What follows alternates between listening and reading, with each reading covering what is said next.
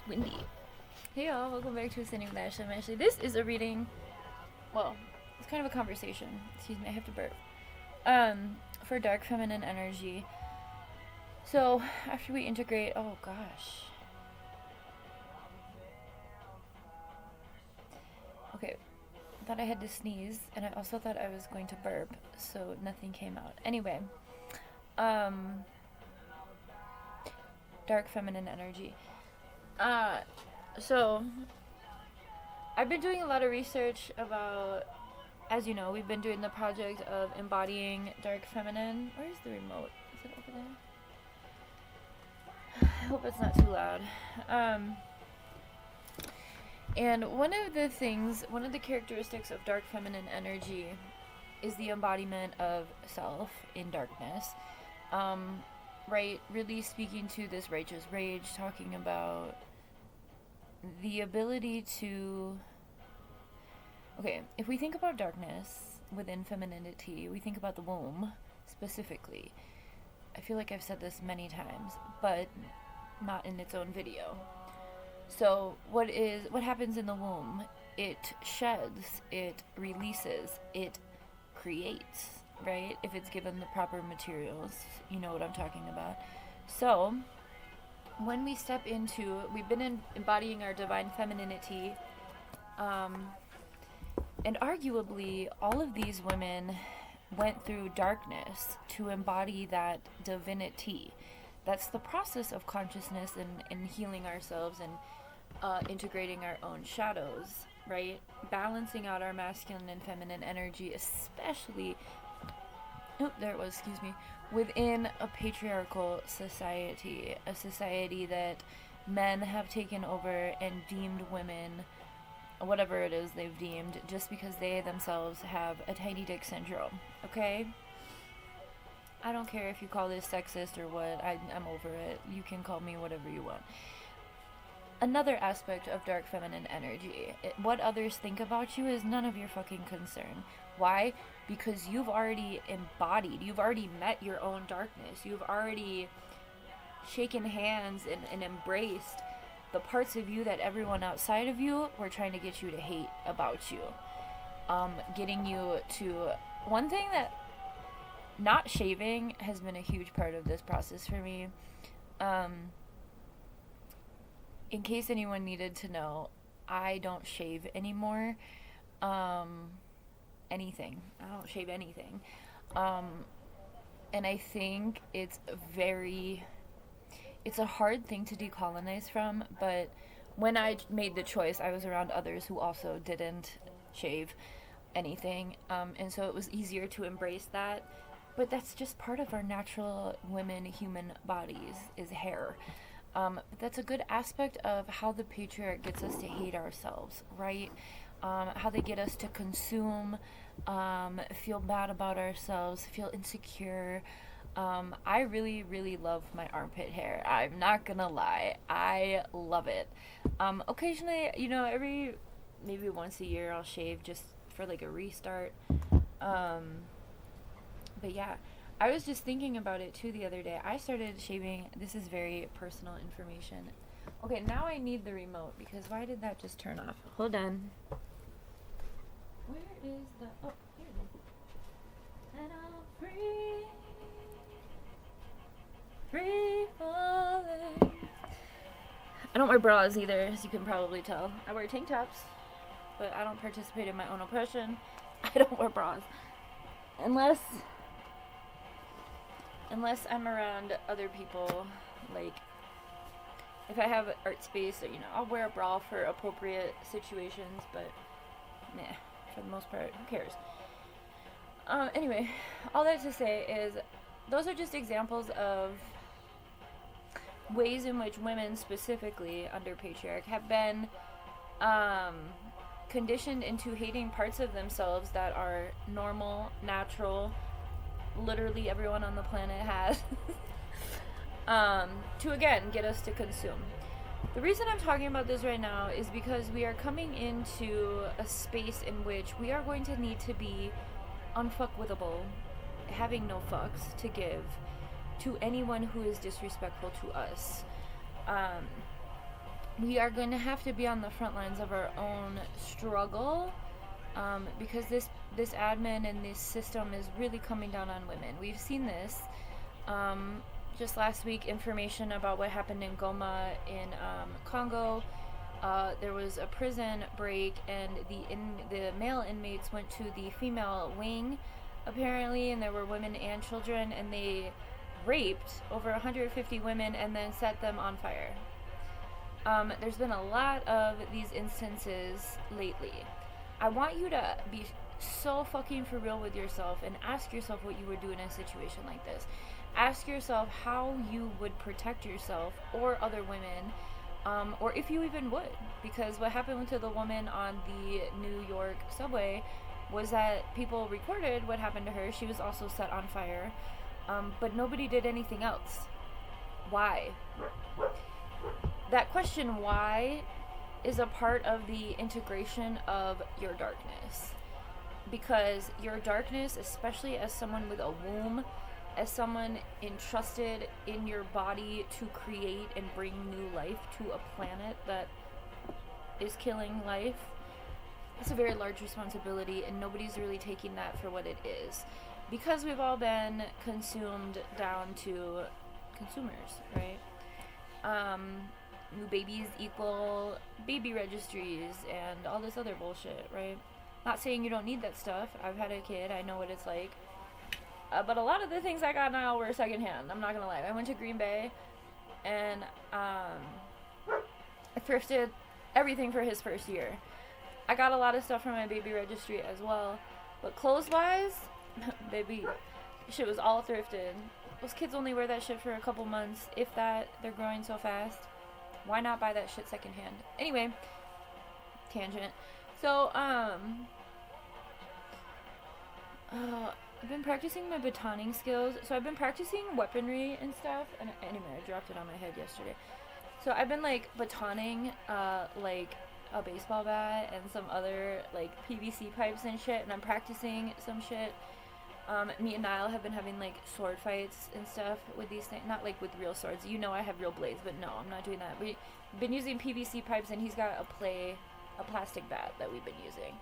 For all of you weirdos trying to incriminate me. Hi. Yes, I know. I know what you're doing. Also, we were just looking at rocks. He's still out there, I think, because I got him in the zone. But, we found some really cool rocks. Look, I found a pumice. As you know, these are from volcanic rock. Why is this in my yard? I don't know. Volcano must be nearby. Or a landscaper. Anyway, we're going to be coming up on these times. We already are, you know. These, I'm going to paint these, because look how great they are. They're flat. I like flat rocks a lot. So, like a perfect little reminder rock. Anyway. He's probably going to come in here. He's like, why'd you leave me? Bitch. Rocks. Yeah, he's coming. So, okay.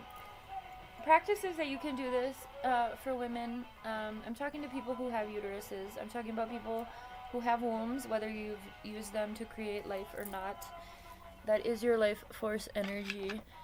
And embracing your darkness is acknowledging that you can create havoc, wreak havoc. You can create chaos and havoc just as much as you can create something opposing that life. You know what I mean?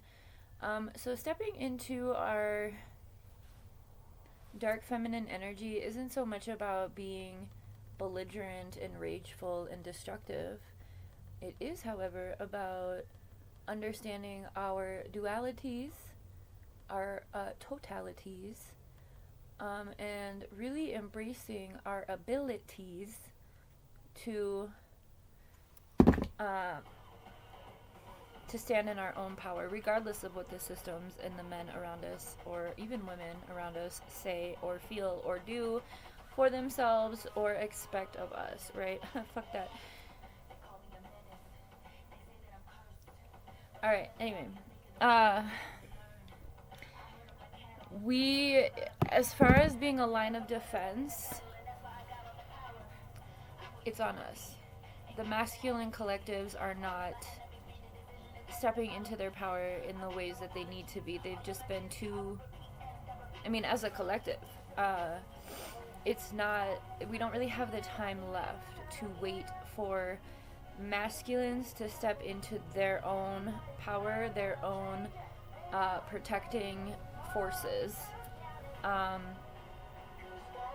lot of these men out here are not balanced in their own selves, are excited about reaping benefits on the backs of others. That's not divine energy. So we dark feminines, we know who we are. We already know this, but I'm talking to people who maybe had an inkling that you could channel this energy or transmute energy. There are other words that they call us, okay? They rhyme with bitch, right? You have magic in your blood, okay? It's a time to be working with the unseen, which we have access to with our portals. So, this is a call to action to embrace your darkness. Recognize that your anger is a tool that your soul knows you deserve better. Whatever it is I'm referring to.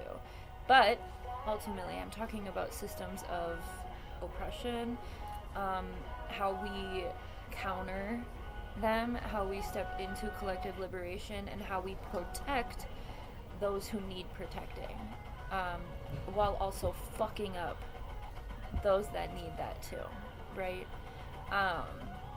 We protect the vulnerable, we take out those who have abused the vulnerable. It's very simple. So this is a call of action. If you need to do a yoni steam, I need to do those too. I need to get that all set up. Probably gonna buy myself one of those. I did those after I was pregnant and had Niall for a little while, like after the, healing postpartum era. But it has not been something that I've been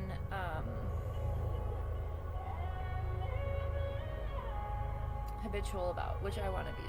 So that's another thing. All of this call of action to really tap into this energy within yourself, decentering men, loving yourself whole, even if people think parts of you are gross. My mother told me I was gross because I don't shave. I'm like, actually, shaving is like rooted in white supremacy and pedophilia, so I'm good with my hair. I'm a full-ass grown woman, right? Getting to that point of accepting yourself, uplifting the other women around you by standing firm in that stance. Again, like I said, when I was starting to fuck with body hair, I was like around others who had already completely embraced the normalcy of that, and that helped immensely. I wouldn't have been able to do that because, again, I've had this, inner monologue of my mother. That's gross. Why would you do that? Ew. I'm not wearing makeup. Oh, God. I don't wear makeup. I mean, I put a little blush on and a little mascara, curl my eyelashes every day, but that's about it. I used to wear a lot of makeup, but it actually makes me look worse. Just powder, I think. Anyway, I'm not telling you have to change your whole life around. What I am saying is recognize the parts of you that are not happy with who you are, but more than likely that's come from an outside source, whether it's marketing companies, right? Parents, grandparents, siblings, friends, whatever, toxic people who, again, most of that shit that produces shame within us comes from a space outside of us that they themselves are not happy with who they are, so they project, right? They're like, how could you possibly want to do that, right?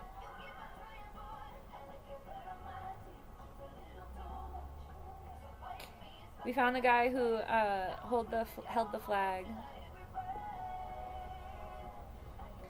Zul Karnani Nantambu. It's a brave ass man. That's what I'm talking about. Standing firm. He got banned from stadiums. Who cares? You did that. He did that. Alright. Yeah, you're so beautiful. You wanna wash your face? No, I was playing with a mirror. Alright, I'm gonna let you go, but just know,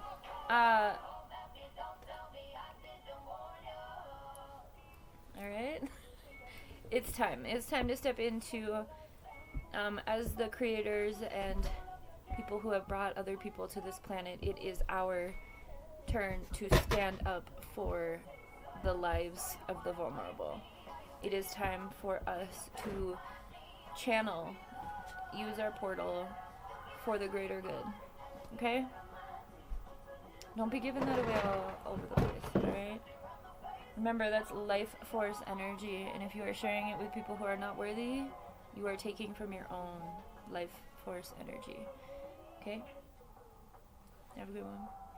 Don't be afraid of your darkness. It's super hot.